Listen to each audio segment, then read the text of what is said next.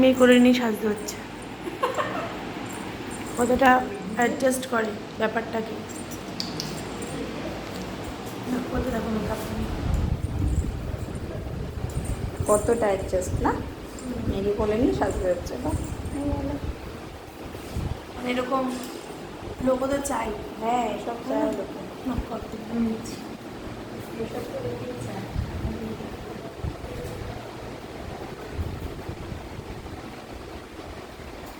দেখ দেখছে।